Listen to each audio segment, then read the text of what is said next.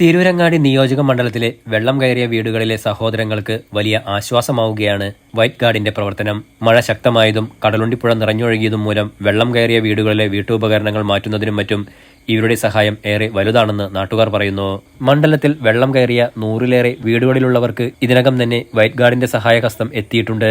വെള്ളം കയറിയ വിവിധ പ്രദേശങ്ങളിൽ മുസ്ലിം യൂത്ത് ലീഗ് പ്രവർത്തകരുടെ നേതൃത്വത്തിലുള്ള വൈറ്റ് ഗാർഡ് അംഗങ്ങൾ വീട്ടുകാരെ സഹായിക്കാനായി വളരെ സജീവമായി കർമ്മരംഗത്തുണ്ട്.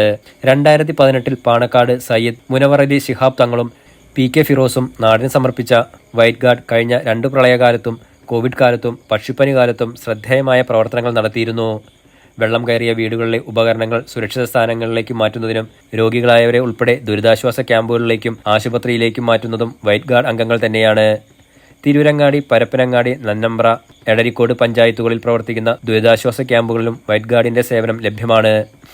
നാടിനും നാട്ടുകാർക്കും സേവനം ചെയ്യുന്നതിനായി തിരൂരങ്ങാടി നിയോജക മണ്ഡലത്തിൽ 186 വൈറ്റ് ഗാർഡ് ഉണ്ടെന്നും ആവശ്യമായ സമയത്ത് മുഴുവൻ പ്രവർത്തകരും സേവനരംഗത്തുണ്ടാകുമെന്നും മണ്ഡലം പ്രസിഡന്റ് UA റസാഖ് പറഞ്ഞു. മുസ്തഫ കളത്തിങ്ങൽ കോർഡിനേറ്ററും റഫീഖ് ഉള്ളണം ക്യാപ്റ്റനുമായാണ് മണ്ഡലത്തിൽ വൈറ്റ് ഗാർഡ് മുന്നോട്ടു പോകുന്നത്.